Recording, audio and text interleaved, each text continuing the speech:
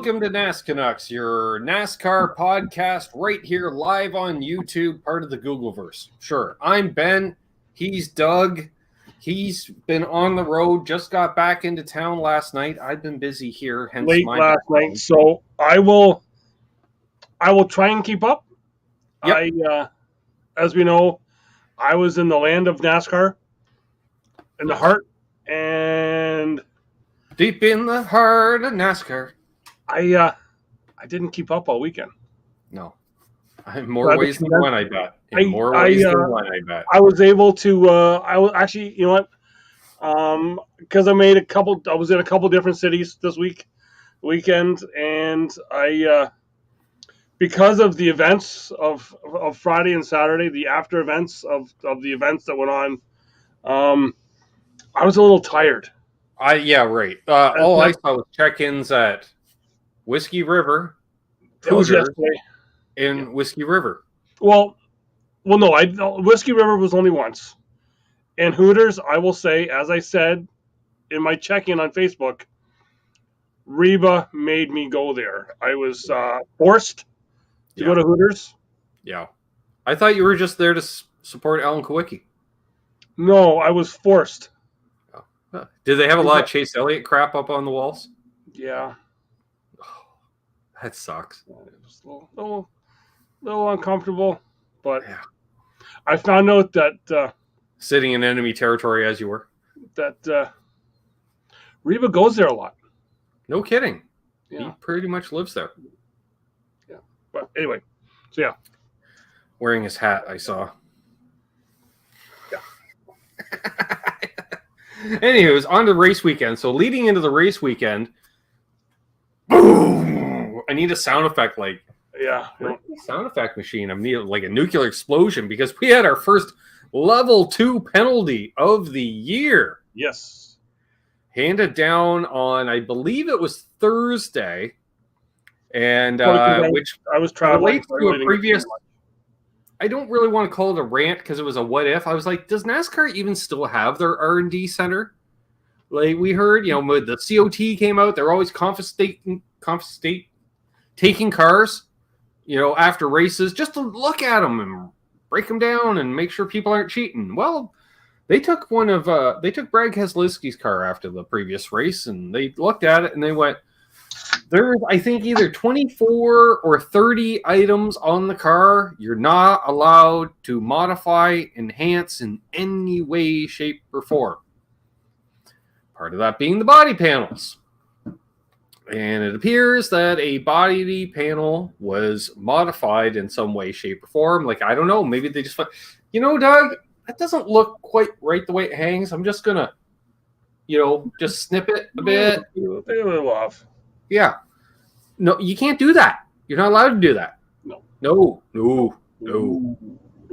Turns out if you do that, you lose 100 driver I would points. say you get a little slap on the wrist, but you kind of get No, they're not slapping your wrist. They're slapping a part of the little center on your body. And 100 driver points, 100 owner points, $100,000 fine. A lot of hundreds involved.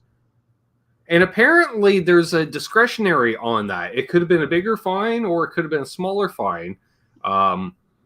They kind of do it kind of judiciously in that, like up to and including or mandatory minimum. I don't know what it is, but RFK Racing is appealing it. However, they did have Brad's crew chief stay home this weekend. And he went, you know what? You're turning right anyways. I don't know what that is. Go. You do that. I saw last year's race at COTA. I don't want any part of that. I don't. And they're like, yeah, but it's sunny this year. He's like, dang it. I should have gone. Because I saw what the weather was like in North Carolina. And the weather was much nicer in Austin. It was like 85 in Austin. I will say a little chillier at night than what I was used to. But yeah. Yeah, there was a lot of hoodies being worn, I noticed. Yeah. By everybody. Even during the day. Yeah. A lot of 8 layers at night, too. Yep. Yeah, I bet. So, so going into race weekend, that was the big news. And so they're appealing it, blah, blah, blah. And so that gets us into trucks. A bunch of trucks showed up, as you know, as is the case. Kyle Busch making his first road course series or road course race in the truck series, which I get because they didn't do them for a long time. It was weird. They did them when the series started, and then they stopped doing them, and then they started doing them again, and so that was fine. And so, yeah, nothing. I was trying to think. At qualifying, I remember Kyle Busch was about to put in a real hot lap, got caught behind somebody because it was one of those, hey, let a bunch of people go out there and run laps. And so, you know, and then they got, I'm trying to think, was there anything else for that? No.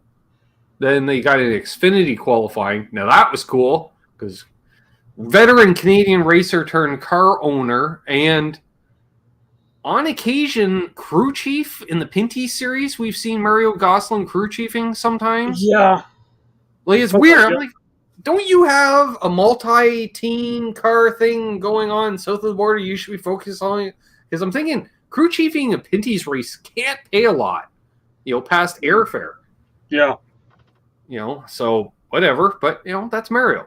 And so Mario was fielding 3 cars. He had Alex Labay that we're familiar with, including they made a point because Alex has a snowblower sponsorship on there. And Michael Waltrip thought, ooh, a snowblower sponsorship. You know, and Regan Smith who's from New York State went, yeah, the snowblower sponsorship makes they're kind of popular in Canada, Michael. Well, Mikey, you keep saying you're like 1/16th Canadian. Kind of know that if you really were. You think you would? You think, oh, by the way, hello, Terry. Forgot to say hi to Terry when we started. Only 7 minutes. Actually, you know what? I called him an idiot, and I apologize for that. Who, Terry or Mikey? Mikey. Oh, okay. Not Terry. But I will take that back. And as you'll hear later on in the thing, I will not call him a dumbass. Oh, well, sorry, I will call him a dumbass and not an idiot because he is a dumbass. Yeah, we had Andy Lally in the booth for the Truck Series coverage too, which was kind of nice this weekend. Yeah, so in Xfinity, Mario Gosling was fielding 3 cars. He had the regular Alex Labay, Ross Chastain. He called him up on apparently Tuesday. Hey, you know, he's like, hey, do you want to race on Saturday? He's like, sure, why not? You know, as long as I'm allowed to, contractually type thing. He's like, yeah, you know. And Mario, he's like, well, what manufacturer you need to run? I got a skin of everything here, probably. So, you know, because Mario doesn't race new equipment, folks, is what I'm saying. So, you know, he's an independent out there doing his thing. And Pardue, somebody else in the other car. Yeah. So there was the 36, the 91, and the 92. And so they were doing the group style qualifying like we've been seeing in Cup, where 2 groups qualify and then the top 5 from each group transfer to the top to race for the first 5 rows. Well, lo and behold, Mario Gosling had all 3 cars transfer over. I don't know if he had cheating parts or it was divine intervention, but they nicknamed him Super Mario, Doug, by the end of qualifying because they all qualified, I believe, in the top 5. Nice. Yeah. It was, like, oh, that's a thing, you know? So that was cool to see. And then once the race started, that didn't really matter. They were up there for stage 1 for a bit. And Ross Chastain was there for the whole race. Saw a theme throughout the weekend. But we'll talk about that later. So getting into I don't know what Cup qualifying was like because I'm in Canada and they decided you don't need to see that. Okay. In fact, the Cup race was not even broadcast on TSN for the 2nd week in a row, Doug. TSN didn't show the race. They showed the Xfinity race 9 p.m. on Sunday. Thankfully, I happened to notice that timer when I was looking for the Cup race. So, yeah. TSN. Perfect. So, getting into the truck race, I'm trying to think. You know, Doug, I really like that track. I really like that track. That turn went, so now I'm able to talk because I was able to see I was able to see some highlights, and I was able to watch a bit of the Cup race live because I was in South Carolina at the time. But because, like I said, of the previous days, couple days events, a little tired, and I kind of had the mid race nap. But yeah, for the trucks, actually, trucks and Xfinity both had a thing of on restarts. We're going to see how wide we can go, how many cars and Well, trucks and can part we of that's put in by turn one. design of the track. The track, if you look at it, the whole front stretch this wide, and then going into turn one, they're like, you know what? We're going to start easing this off, but keep this straight, so you can just all fan Yeah, out. You yeah. can use all the track, and So we're they going did. like 8 wide. And what I like about that track too is there's so much back and forth. Like it's not like three lefts and a single right, which a lot of road courses seem to be. So where if you're racing side by side, it doesn't last very long because you have a clear advantage. But a lot of those, like if you dive bomb, it left a lot of crossover Yeah. ability. So we had a lot of, which was putting on some. It was almost like restrictor plate racing on a road course in that respect. Like it wasn't like pack racing, but it was a lot of that classic restrictor plate where, whoa, he's out front, he's out front, he's out front. And there was a lot of that. Yeah, and in a lot of the highlights that I did see, it looked like kind of story of the day was the back and forth of Matt Crafton and I forget who was in the 62. They were really kind of going back and forth with each other, trying to take each other out. Yeah. Oh, Couple times, they did. I was surprised Crafton didn't get parked after that. Well, it was that last time where it was like you could see that everyone else was like, "Okay, Crafton's behind him. We are all gonna hit the brakes and do your thing, Matt, and we'll just continue on." And they did, and he did. Yeah, exactly. Yeah. Alex Bowman was running in the 7 truck, and he was doing quite well throughout the day, on and off. Finished with a wrecked truck, but he still drove around with 3 wheels, which that was kind of a theme for him this weekend. Yeah. Well, even on that last, stages 1 and 2, Zane Smith wins stages 1 and 2. Whatever.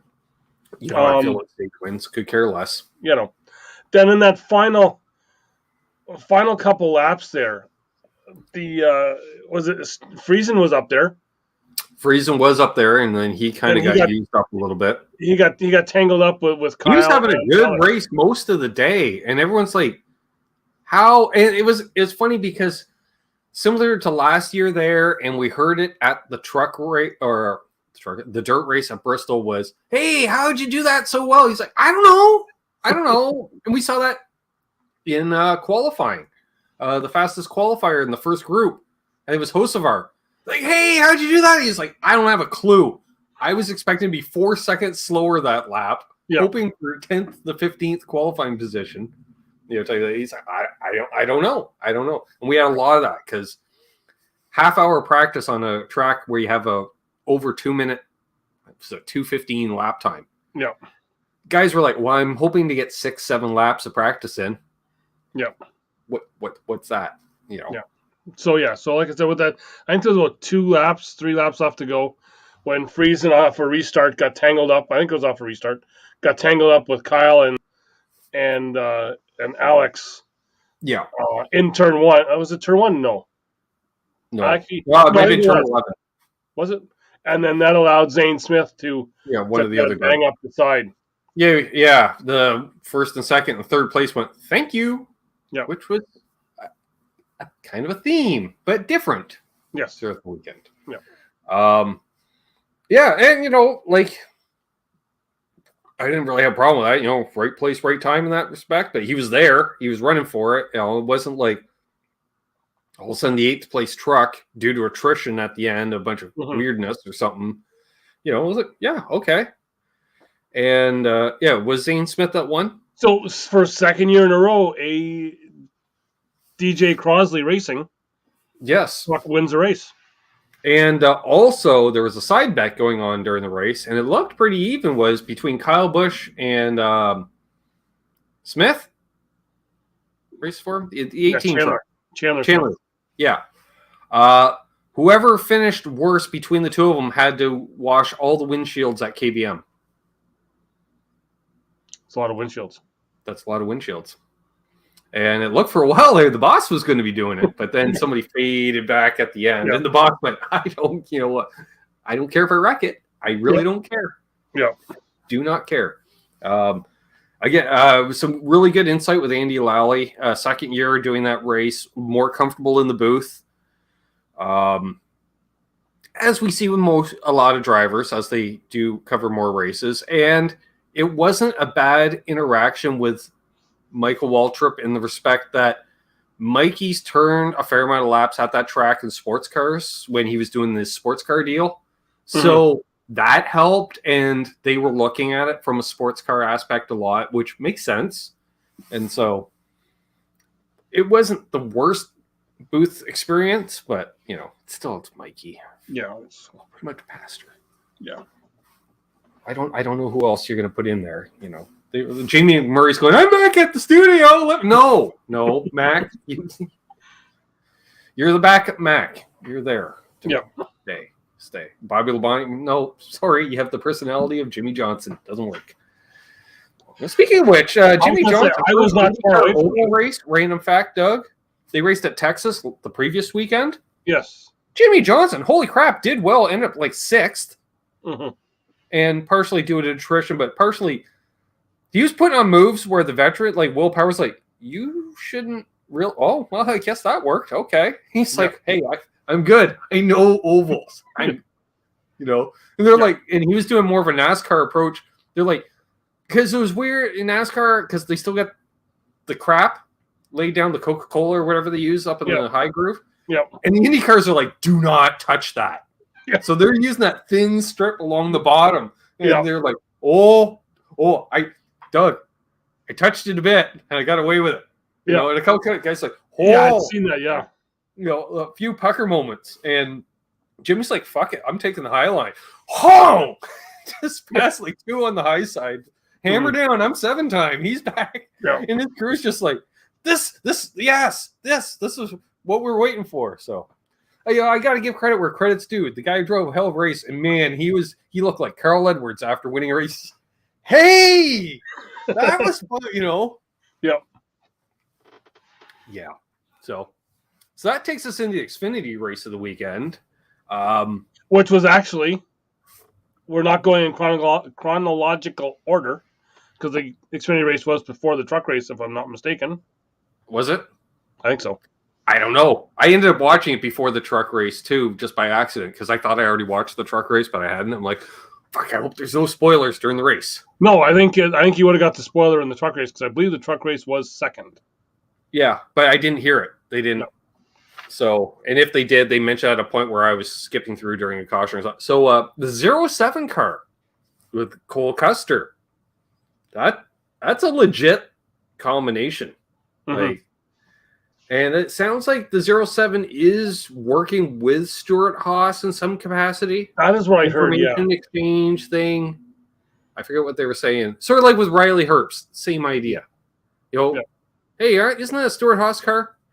No. Yeah. Speaking of that, I did yesterday. Today's Tuesday. Yesterday, Monday. On the way to the airport, I did pass through Huntersville. Mm-hmm. I did see the driveway, but I did not turn in just because I didn't want the security to recognize me from a few years ago. Right. Yeah. Fair enough.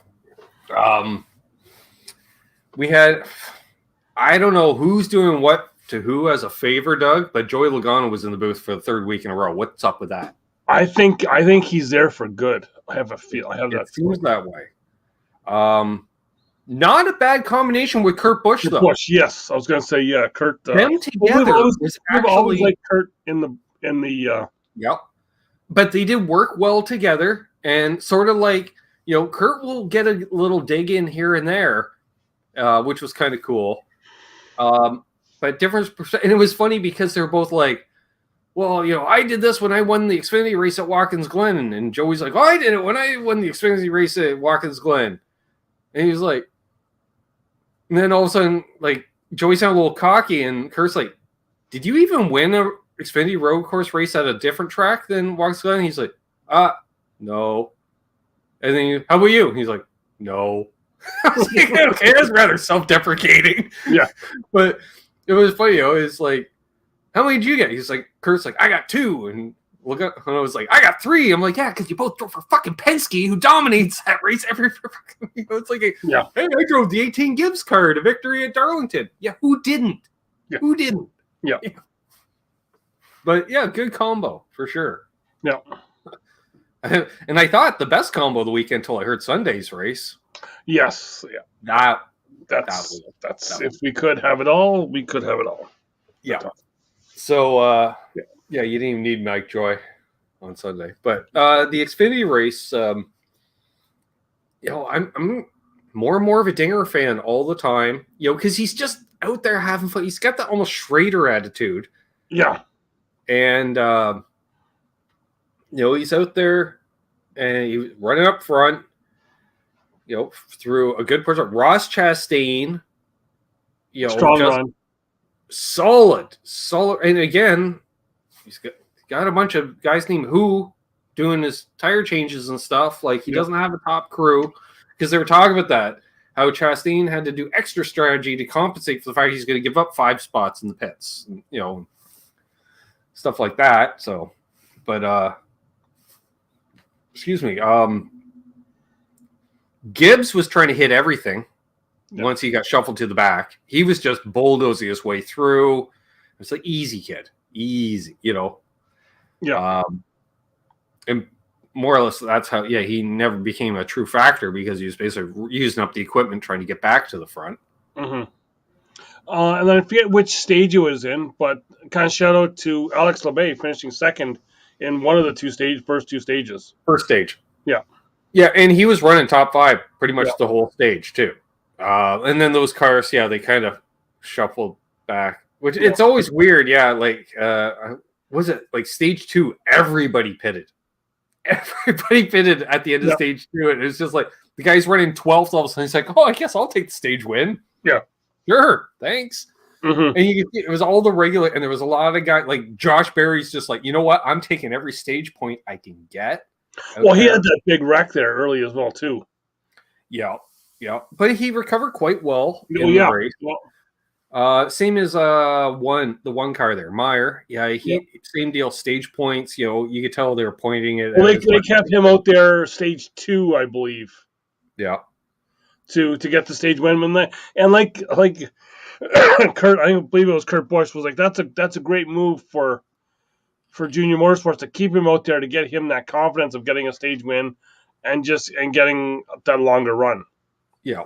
Whereas, the 9 intermittently kind of in the hunt, and I'm in the hunt. That's when, they're looking 4th or 5th. Yeah. But not really, and Allgaier had issues where, he's kind of that veteran where if they're off, they run 14th, 15th, and that's what they do. And that they're not going to finish worse than that, but they won't necessarily finish any better on an average day. Fine. It's points, whatever. They brought in the ringer there, Paluto, I think, in the 88. Yes. All kinds of I believe he is again this year, if I'm not mistaken. I said it a few shows ago that he is doing all the road courses. Yes. Yeah. For that team. Yeah. And there's another road course ringer out there, Joey Hand in the 15 as well. Yeah. Those guys, you can tell it was kind of a lack of respect, because the guy, like, they were constantly getting, oh, and Joey Hand spun again. I was like, the guy's a professional road racer for 20 years, and it's not him doing that. That's lack of respect. Yeah. We've seen it, because being a fan of road racers that run in NASCAR, stuff like Andy Lally, and Andy was saving it for Sunday, and they didn't mention him once during Sunday. I forgot which series he was running in. Well, I think he didn't start off well either. I think he had. Yeah, it's been Boris said, hey, it's cool, Boris is in the race. And since they never went past the top 20 on the ticker most of the day, I don't know where those guys ran all day. So, but for the win in the Xfinity race was the Dinger gets picked up the win for Colleague Racing.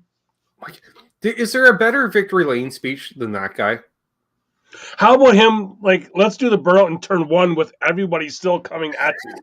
It's still coming in hot. Yeah. It's like, screw doing the cool down lap. At least he didn't almost burning put it it in the down gravel like the Sunday winner trying to do the same thing. Yeah. Yeah, I'm like, oh, you dipped your front toes off, you dumbass. Good luck with that. Yeah. You know, the crews are like, Christ, we got to run up a hill to go get him. Like, come on. The gas man's just dying halfway up the hill. You look like me trying to carry those coolers up the Charlotte turn one that one year. Yeah. Sweating, clammy looking. Yeah. So, you know, I hate, like I say, I like the dinger. And Jesus, watch my buddy Aaron. You know Aaron from Elvis Band. Yep. Him and Dinger have the same voice and a very similar personality in many ways. Yes. And even look a little alike. Kind of, yeah. You know? It was just, and Dinger, it's like, you know, one of the first seasons, well, my wife will be happy because she won't have to listen to me complain how much I suck in life, like I was all week. I'm like, what? Yeah. You know, he's just having fun. Oh, he is, and that's great to see with him because, you know, there was a while there where he was on tough times. Well, he's persona non grata when he got kicked out of the 22, which I'm thinking there may have been an intermittent in between, but Logano more or less took over Dinger's ride. Yep. You know, because I was thinking, I was like, well, during the Xfinity race, I'm like, well, when Kurt was at Penske, who was his teammate? I'm like, AJ Allmendinger. But yet they never reference that because I don't think they ever got along at all, those two. I don't think so, no. You know, because AJ had a little bit more of a chip on his shoulder at the time. And he was a lot younger. Kurt was just fucking Kurt. You know. Oh, yeah. Kurt was, I think AJ was that young guy coming in. Yeah. not much younger than Kurt, but still that young guy coming in, the California kid, just, you know. Hey, I won races in IndyCar. Yeah, you know, and he had that loud style to him where Kurt was like, you know what, I'm a past champion, and I've got that, you know, he had that chip on his shoulder. Mm-hmm. And I think both guys have come a long way from where they were when they were at Penske. It's kind of interesting how Penske's like, I want a driver with attitude running my cars too. All of a sudden now you look, he's gone the opposite. Like, he's like, I want the attitude with the starch collar shirt. Yeah. You can't have both. Yeah. He's trying to be another Rick Hendrick in that respect, right? Yeah. I want 4 vanilla drivers with tenacity behind the wheel. Good luck. Yeah. Good luck. There's not a lot of them out there. Not at all. Nope. So we shall see on that. So yeah, Dinger with the win, which is his 8th road course win in Xfinity. I believe so, yes. Which is awesome. I don't know how long that record's going to stand, only because as we add more road courses, and you know, like, there's some years where they're running 4 or 5 road courses in one year, and if you have the good program, you can knock out 4 wins in a year, you know, type thing. It's not hard to believe. Yeah. So that brings us into Sunday, where I think, you know, you ran the whole race for everyone to talk about the end of what happened at the end. There was a few things I want to point out. We did have the Loose Wheel of the Week award. Apparently, it's every week there's one, Doug. Which I'm starting to wonder. And I'm listening to the radio today because I didn't get a chance to listen to it yesterday.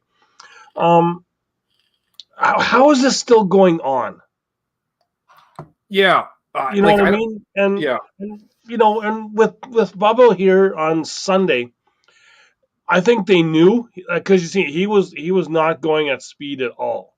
Yeah, they knew. So you know, and even though I had my rant about it, like you know, they're a little harsh on the penalties. The way Clint said it when they're showing that wheel, goes, and as soon as it cleared that wall and hit that fence, that's why we come down so harsh on these people. And Stewart went right in line with these. Yep. And I thought Tony did a great job of that.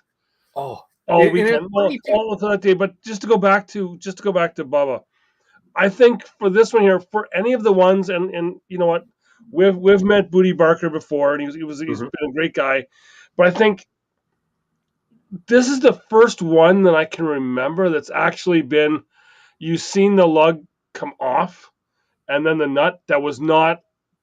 Yeah, it didn't seem like a mechanical failure. Because it was not of an accident. The other ones we've seen guys hit the wall, it come off. And then like it could be a mitigating factor. Exactly. Yeah. Whereas that looked like that was just a loose wheel that got progressively worse, which, Bubba should have come in on, definitely.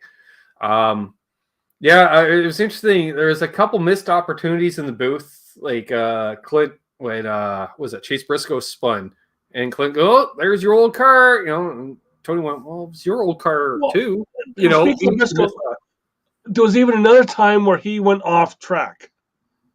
Oh no, that was later with the spin. There was two Stuart Haas cars spun in the same lap. Well, no, there was one where he went outside of how far you can go off track. Oh yeah, and NASCAR was checking out for a penalty, and Tony was in the booth, and we don't know what his other facial expression because you didn't see that, but he was like, you know what? A rule is a rule. He went against the rule. Yeah, you got to take it, and that's I think for that it wasn't. Not to beat a dead horse with a Jeff Gordon thing, Gordon would have been just given the arguments of why they the 14 that was out of bounds though at that time. No, it was Briscoe. Briscoe went out of bounds, and they because he got bumped by another car, which sent him out. Oh yeah, okay, yeah. And that's when NASCAR then reversed their decision. Yeah, and Clint the whole time's like, "This is bullshit. He got knocked down there. It should be like." If we're gonna have an out of bounds, it should be like Talladega, where if you're knocked out, it's not your fault. Blah blah blah. Yeah, but Stewart was like, and Stewart's like, but rules are rules. Rules are rule. And you know what? And that's what I love. That was more refreshing. And then when NASCAR reversed the rule and said, "Hey, or reversed the ruling, I should say, after the protest," and Tony went, "Well, as long as they do that for everybody, I'm fine with it," which is the weirdest thing to hear from the coroner. If anything, he should be just shutting up about it. But you get that other car owner in Jeff Gordon, he would have been he would have been fighting for his driver, where Tony was like, here's the way it is. A rule is a rule. It's not made to be only enforced from someone or for this person and not this person, which I think was great. Like Tony's been like that every time he's been in the booth. Yeah. Yeah, it was interesting. And there was another comment. It was something about the dollar amount of something. And Clint's like, Tony, you don't care unless it's in the millions anyways, right? Yeah. Like, shut up, Clint. And then, it was like in the final stage, I would think it was both Custer and Amarola both spun on during the same lap. And without missing a beat, that typical Tony Stewart, he goes, we're trying to spill it out all four cars on this lap. Yeah. Just like, okay. Yeah, that was good. It was fun. So, and then, so then it comes down to the end. The last lap. Actually, it was interesting. Like, there's a lot of action. And you know what I did like was them with, who was it? Coleman Presley doing this virtual spotter thing, walking around the track. He's like, okay, now I'm over here. This is a great spot to see this and this and this. And I thought that was really cool. Yeah. So it came down to a few restarts because it started turning into a bit of a shit show. Because 10 laps to go, they pull that chin strap a little too tight, I think. Yeah. But it came down to the last, like a lot of half lap. But it was interesting. We had another week of different people up front. Like the 8 was running up front again. Both the fast track cars were up there. Like, of course, we expected Suarez to do decent. Track house. Whatever. Fast house. Whatever. Anywho, so they're up there, and Clint's like, this is it. I've been saying it. And I'm like, I know, Clint. Like, I'm agreeing, because I've been saying the same thing, though. That team they're there. They're doing well. But what the fuck? No Larson, the race. There was something about that again. So, but then they show him like 3/4 of the race, and his hood's kind of kinked up. You're like, oh, apparently he had issues early in the race that we're not aware of. Yep. Kurt Busch was not in the hunt, which, let's be honest, even when he was running the 51 car, he was running up front at road courses. Yep.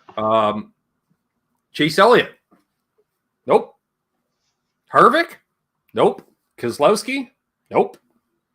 Like the usual suspects we see on road courses, not so much this race. So now there was on one of those last restarts, they had actually said that NASCAR was looking at the restart.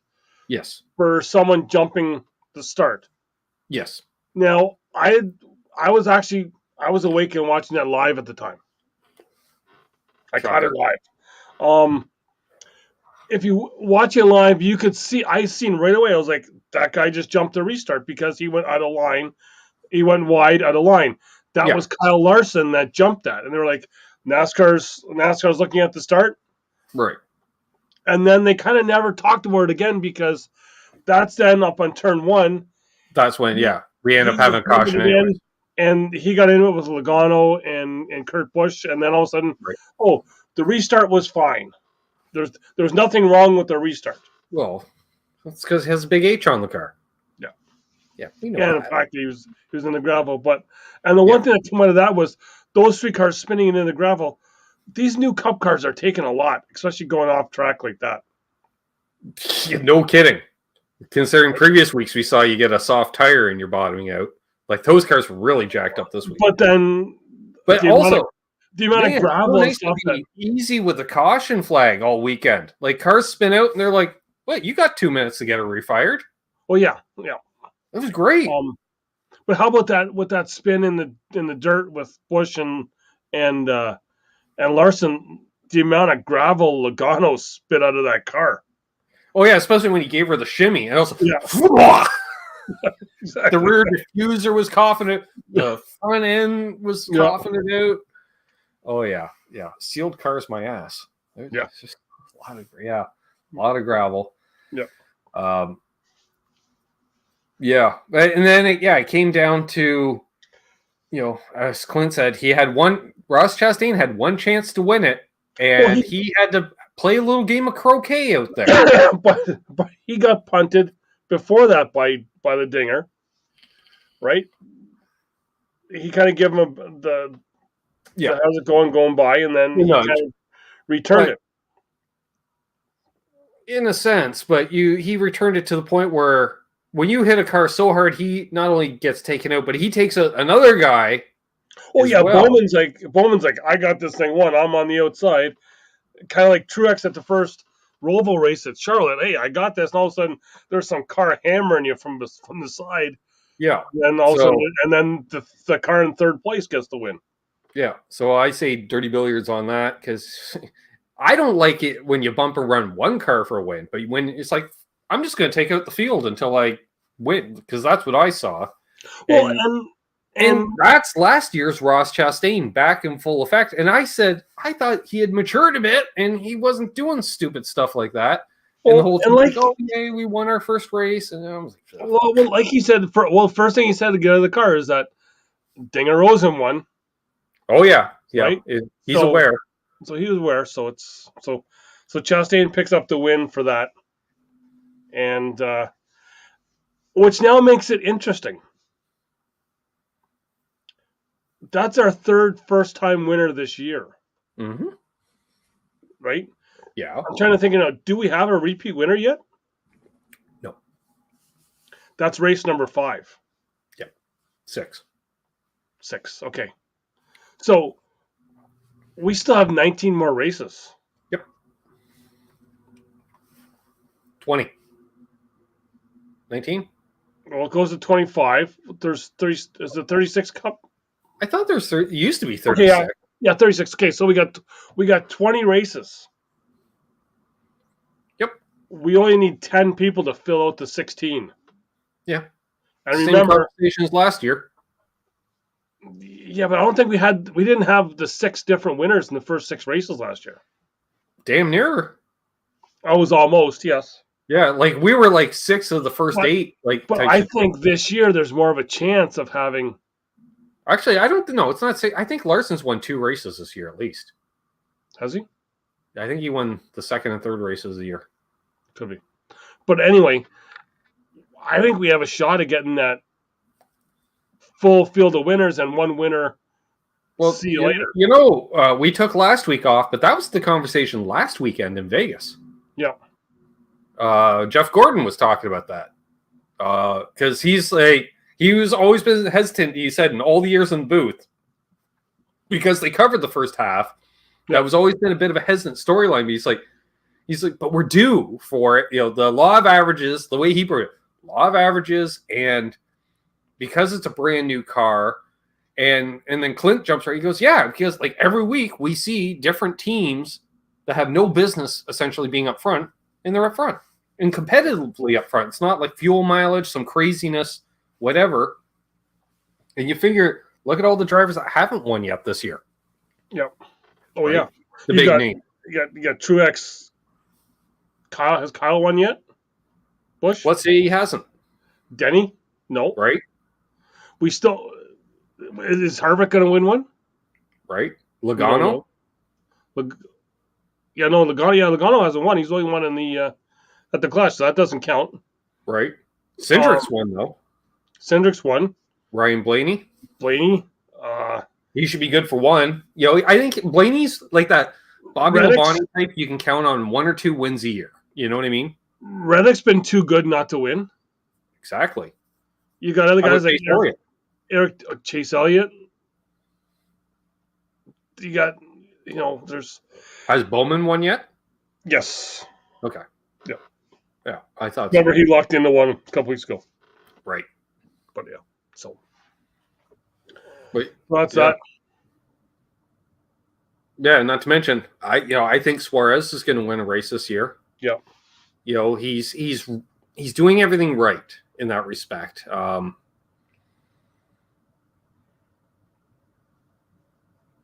Can't rule out Cole Custer. Nope. He's one of those guys that picks up a win. Almirola always gets a win in there somehow. There's those guys, that are going to chip away. There's a lot of, Harrison Burton will not win a race this year. Will not win a race. I'm hoping Harrison Burton can finish a race this year. Yes. Although I think he ended up decent. Like he actually finished decent, on Sunday because of attrition. He was like ran 18th all day and didn't hit anything, and then ended up like 12th, which for him was a win. So I'm not sure if we really have any other news. Just Booty Barker and the it really went way longer than I wanted to. But let's talk about your trip. So I have some other news that I was able to see with my own eyes, which is kind of. I even asked some people in the Charlotte area what's going on. No one knows what's going on yet. Charlotte Motor Speedway ripped up a ton of camping. So if there's anyone out there who's familiar with the Moorhead Campground, which was my first campground that I got into when I was went to my first couple times in Charlotte without you, that campground has been it's a dirt pile now. So they dug a big hole, they filled it back in. I don't know. My first thought was, are they going to be putting in? Whereabouts is that located? That's outside turn 3 and 4.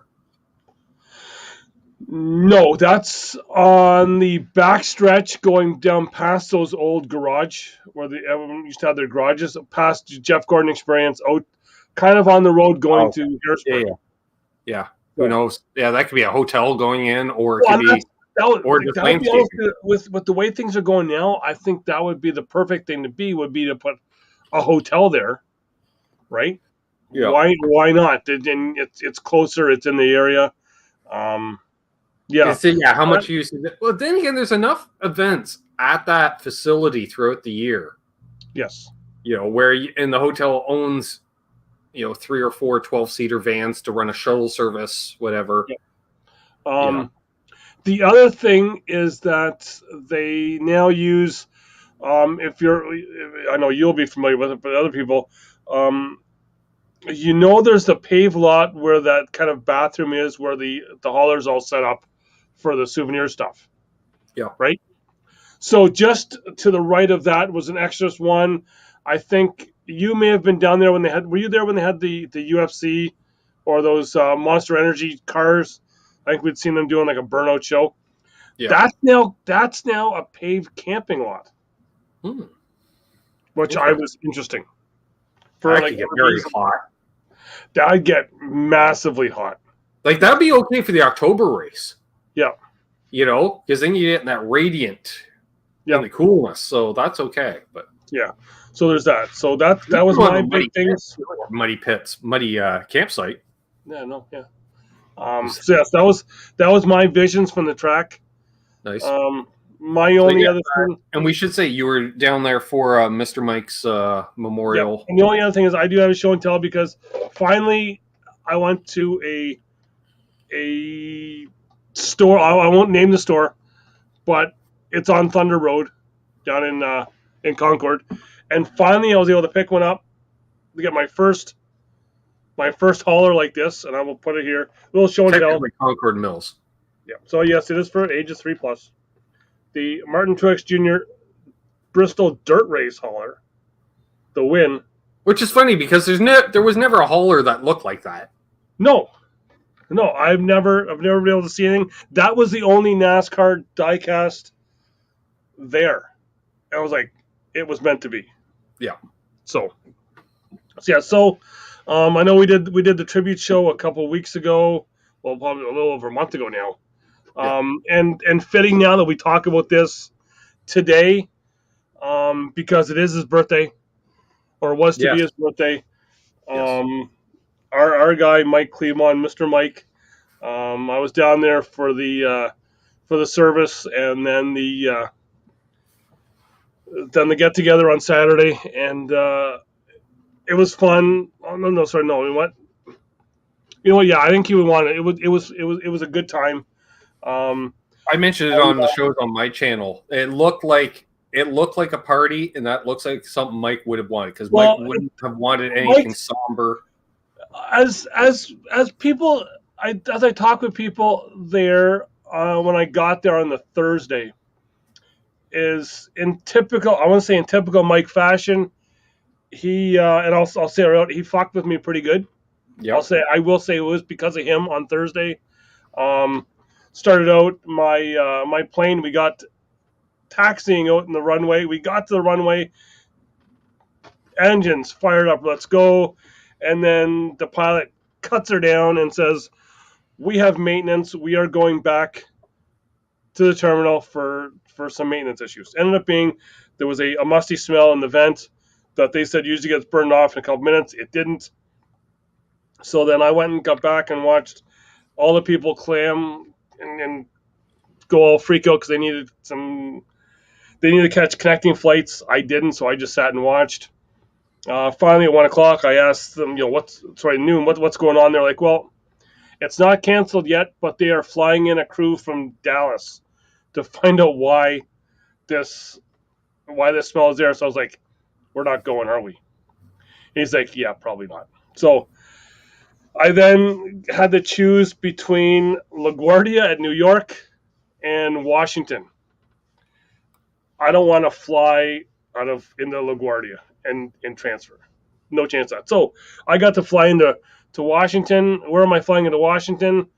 Let's go to Reagan International Airport. So if anyone here, if you people that are watching that know Mike, that's where he sent me. I will say that, and everyone else says yes because he wanted someone to give the Capitol the bird one last time as I flew in because you're flying in right past the Capitol. So I think that was that. And my day then, I got into Charlotte at 7:30, 12 hours after I got left on the plane. And then in typical Charlotte fashion, I got to bed about 2 o'clock after a long night talk with Mike's son Todd, and just the stories and the people all coming together again was great. I heard some new stories of Mike, and I asked Corey and Todd if it was okay to say some. Well, you got to realize, in all the years that we hung out with Mike, we never got a lot of information about him per se. Well, there would be adventures involving him, but you never really heard stories about Mike.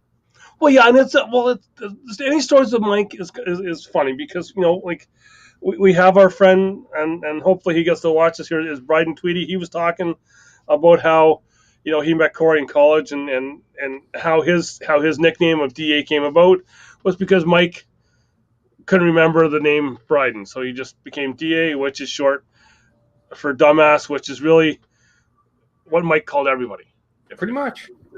Because it was a story of Todd shared a story that when they were younger, I think he was 8, was at Charlotte, and he was walking on the infield, um, and he's seen Richard Petty. He was a big Richard Petty fan, and he was like, "Richard, sign my arm." So he's like, Richard Petty signed his arm from like here all the way down, like a big Richard Petty signature. He got back to the car, and I was like, "Hey, Dad, look, I got Richard Petty to sign my arm." And Mike and I could hear him, and I could see his face and everything. Mike was like, "You dumbass! You're wearing a Richard Petty hat and a Richard Petty shirt, and you got him to sign your arm." And Todd was like, "Yeah, yeah." So yeah, so there's that. And then another story, I think, and I swear I probably heard this one before, but just with the way, because we know the way Mike is with everybody there at the track. There was a time where they were going in, and Marshall was with him at this time in the back of the van. They had 12 people in this van going into the infield.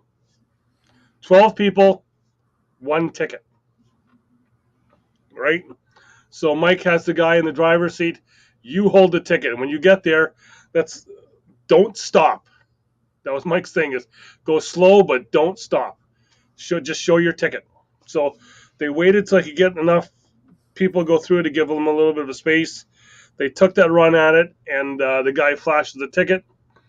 And the guy that he flashed the one ticket to was like, then tried to chase them down to say, I need the other tickets. He was then told, hey, don't worry about it. I've got ribs from the guy on the other side of the truck, because as he was flashing the ticket, Mike was handing the other guy a box of ribs to sweeten the deal to let all 12 people in, which is a typical Mike story, right? That I expect nothing less from the legend known as feed Mike. the people, and all the other stories that came out with Mike of just the person he is, and we'll talk some more off here because I don't really want to share a whole bunch of them on here. Yeah. The big thing is stuff is going to keep going on. I know I'm going to talk to you about some stuff that maybe we can do with the show here to help some stuff out. But Cleve's kids will go on. The May race stuff will go on. Everything's going on, and it's just it was a time. It was a great memorial. I know the Friday night there, it was like waking up Saturday morning. It was like it felt like I was at the track, and I posted this online too because it was like I wake up, and Lewis, if you're watching, I'm sorry, but we're in the camper. There's a hum of a generator going all night because Lewis had it going with his camper, and it was a late night of drinking. Wake up early in the morning and step out of the camper, and I hear cars on track because we know that's just how far Mike lives from the track. Well, how close Mike lives to the track. Mm-hmm. 4 driving schools going on, so it just felt like a race Saturday. Right. And then it just became a fun day that ended with a late night chat in the race room with the bunch of us there talking, and it was an emotional time. It was a fun time, but I was glad I was able to be a part of it. Mm-hmm. That's good. And well, on that note, we should probably wrap things up. We've gone almost an hour here. Jesus. But I'm, I wanted to be there. I couldn't get there, obviously, for a variety of reasons. But I'm glad we had someone from our contingent, the crazy Canadians, there. And really, if there's anyone else watching, I know I had messaged you about this, but just I had that moment where I was like, we have a reach of a show, and we know we don't get a lot of views, but just how many people came up to me that I had no clue who they were, and sorry that I had no clue who you were if you're watching again, but just said how much the show we did of Mike that night, how much I think that single show has as many views as all our 2 years of shows combined. Well, exactly, and I had so many people say how much that show helped them. Mm-hmm.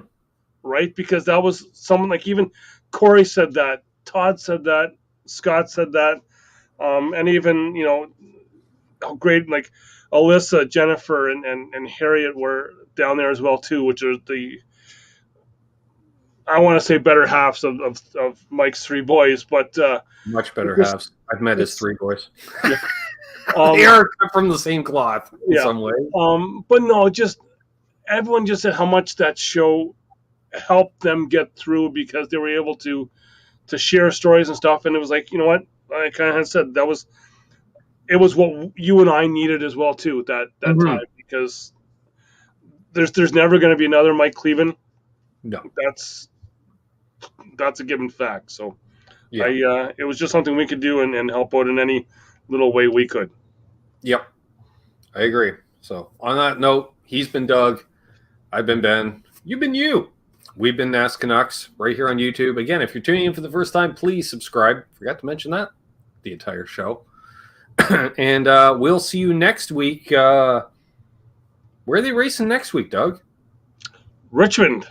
Oh, sweet. Sure. And we'll have to, and it will be a daytime show for the next 2 weeks. There we are. And still blaming you, Reba. See you.